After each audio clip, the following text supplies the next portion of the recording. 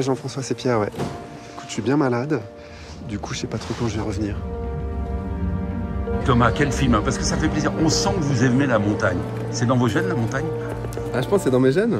Parce que je me suis mis à être passionné de montagne avant d'avoir jamais grimpé de ma vie. Donc ça m'est tombé dessus comme ça à 14 ans. Je voulais être guide et cinéaste, mais j'avais jamais grimpé. Vous êtes alpiniste? Oui. Vous n'êtes pas sûr? Si. Et alors, mélanger le cinéma et également la montagne, c'est quand même là aussi un sacré challenge. Hein. Bah, c'était un peu mon rêve que je fais donc à 50 ans, de réunir deux de mes passions. Bon, bah, là, j'ai fait plus de films que je ne fais de montagne. Et c'est vrai que, après, moi, je suis très dans le concret quand j'écris le film, très simple. Et puis c'est après coup que et avec ma productrice, qu'on s'est dit que c'était un peu fou quand même, mais ça s'est bien passé. C'était pas de tout repos, mais c'était une très belle aventure. Tu vas où? En fait, je vais assez loin. Vous êtes réalisateur et maintenant acteur. Ça aussi c'est pas facile. Hein.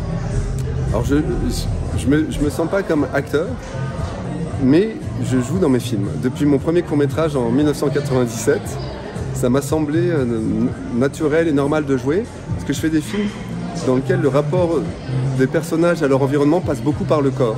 Et moi, j'ai besoin de sentir les choses. Il me faut, moi, de m'investir physiquement dans les projets que je porte. Il y a la montagne, mais il y a aussi le fantastique. Ça aussi, vous y tenez. Hein.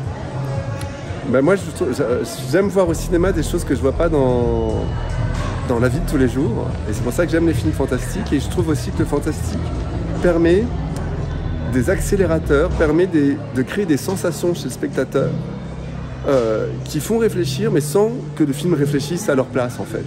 Et c'est pour ça que je me sers d'éléments, voilà, un peu merveilleux ou autres, pour convoquer chez le spectateur une autre curiosité, et un autre rapport à l'espace, au temps.